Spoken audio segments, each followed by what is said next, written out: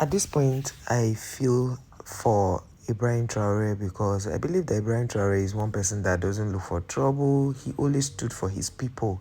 Now, it is very common in Africa to see a lot of leaders coming to power because they want to amass wealth for their families, travel in private jets. But Ibrahim Traore is refusing to do any of those things, and so that is giving them so much pain in their hearts. Now, the West is just so concerned. I thought recently the American president, that's Donald Trump, had asked that the US aid, we call them USAID, should not even attend to Africans again. A lot of people lost their jobs. Now, when I say a lot of people lost their jobs, because they worked with NGOs who were doing, going to the north, different parts of Africa, trying to ensure that they get a better life according to them. Now, there was this allegation that most of those people hiding under USAID or the US aid were sponsors of Boko Haram. Now, we have not been able to find out if that is actually true or it's just propaganda. But those who are Americans who know these things are saying that they can tell us this for free, that this is what's going on. So they went to South Africa, they challenged the president of South Africa, and after doing such, you know what happened next? They challenged the president, and the president said they can go to hell. What happened? They recalled the ambassador, the South Africa ambassador to Cameroon, to South Africa, to America. And when they did that, they started looking for a replacement. And then the president started talking normal that, oh, they feel that this whole matter could be, addressed. Everything is happening so fast. And I remember before Trump was even, you know, inaugurated, he was saying that the BRICS cannot have their own currency because they want the dollar to always be, supreme. They want the dollar to always be higher than every other currency. And after saying that, we are hearing that, okay, Ibrahim Traore is trying to see how Africans can come together, have their own currency, and really work together as a continent. And they are not giving in. They are now coming to him, planning a coup. And then I saw a video. What is even actually making me make this video is the fact that I have been seeing so many videos about how a air hostess disrespected Ibrahim Traore on flight, and how the Ibrahim Traore they've been trying to unalive him. Some people say his tea was poison. Some other people said they were trying to unalive him. They sent some spies and they were able to apprehend them. And one of them happened to be his classmate. So many people. We don't know whether a classmate, whether he's in secondary school or a classmate while in the military. We don't know that. But the truth about it is that how can the West, who said that Ibrahim Traore, they don't want to have anything to do with Africa, all of a sudden say Ibrahim Traore is making Burkina Faso to be unsafe? Is it even possible? You all know that if you have been following the trend of events, you all know that Ibrahim Traore has tried to minimize the level of insurgency in his country high. Like, he has done a great job by trying to minimize that, and he has fought insurgency to his standstill. You guys remembered when he spoke to the military in Burkina Faso, and he said that they tried to bring the military from another country to come support them. He said no, let them use their people. It's just like Nigeria that want to do community policing, such that people who know themselves can actually work in their community, so that in case of anything they will know who did what at what time. So looking at all these things, you could see that Ibrahim Traore had tried his best to say no to a lot of, foreign aid. Like when the IMT, all this money, people that give people money for free, and also grants, loans, and all whatnot. Ibrahim Traore said he has tried to pay off what the past government owed, the foreign people, and he's not ready to take any loan. He doesn't want grant. And when the Saudi Arabia came to say, oh, we want to build 200 mosques in Burkina Faso, Ibrahim Traore said, no, we don't need more mosques. And the funny thing is that Ibrahim Traore is a Muslim, so nobody will say, oh, he's trying to push the Muslims away. No, he is a Muslim, a practicing one, not all these cut and join Muslims. No, we're talking about a real Muslim who knows what he stands for, right?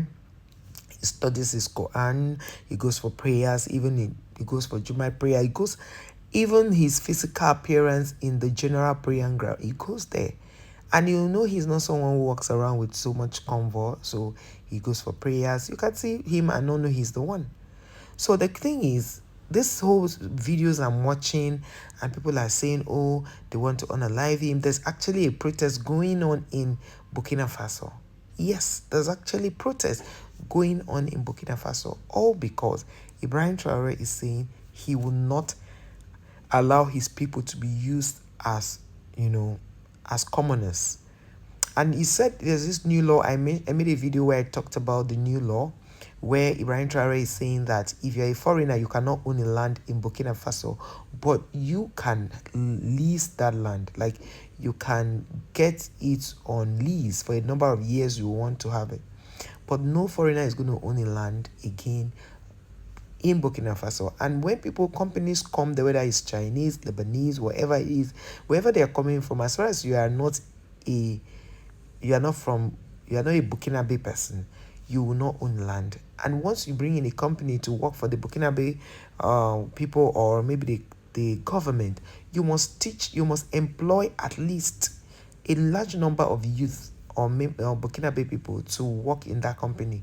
And you teach them how to do maintenance of the machines. You will not just come to build the structure and walk away. No, you teach them the building process, you teach them the maintenance process, and the way forward on how they can, get more knowledge about what is there. So the Ibrahim Traore, how can you even say?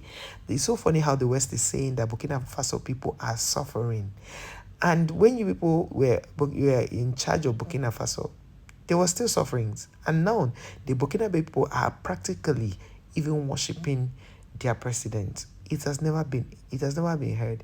It's a time of, okay, now you are threatening him that you're going to unalive him. That the same, some people even said, oh, they're going to unalive him the way they unalive Thomas Sankara. Is it a good thing that things like this should be heard? Is it good? Is it something? Is it palatable? Ibrahim Traore is one wonderful leader. The guy is, because he's eloquent, he's very smart, he's intelligent. A lot of people think that they can actually take him for granted, but that's not it. Ibrahim Traore is a man that knows his onions. He knows what he wants. So I expect that we should support him.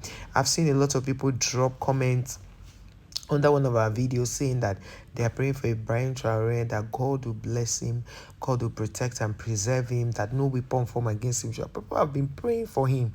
A lot of people have been praying for him. In fact, recently I told my sister, I said, from today, I am from Burkina Faso. She was like, how can you say that? You're Nigerian. I say, no, I'm from Burkina Faso because their president is doing well.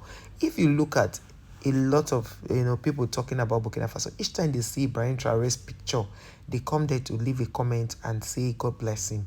Ibrahim Traore's blessings, like people blessing Ibrahim Traore, are more than those who are disagreeing with him, those who are cursing him, those who are saying he's not doing well. Now, there was this interviewer who had asked Ibrahim Traore, when are you leaving power? Because they call him transitional president. When are you leaving power to hand over to a democratic government? And he said it's not, handing over to a democratic government that's the problem. He's handing over to somebody who can continue and make things better than he even did them. Because the people of Burkinabe, or the Burkinabe people, have to enjoy the dividends of whether they voted for or not, but at least they should be happy. They should be glad that they have these things. But each time government people go into power and amass wealth for themselves, make their families richer than they were before, travel the world, they don't think. Out of how many politicians in Nigeria, just maybe 1 or 2% are doing the right thing, are looking out for others. How can you, for example, now in Burkina Faso, they are protesting that they should not remove their president because the coup didn't work. Because that coup they planned was the one that they were supposed to use to overthrow him and unalive him. But God did not allow that to happen. Ibrahim Traore has escaped. This is now maybe in the 20th or 19th or 20th attempt on his life. But God has always preserved him because God knows that his heart is clean. He doesn't embezzle money to the best of my knowledge. He doesn't have time for wealth. Ibrahim Traore doesn't have time for wealth. All he's looking out for is to ensure that his people are doing well. Hence why he told his people not to travel out of the country. They should live within. Thank you guys for watching. Please like, share, subscribe to the channel. I'll see you in our next one. Bye.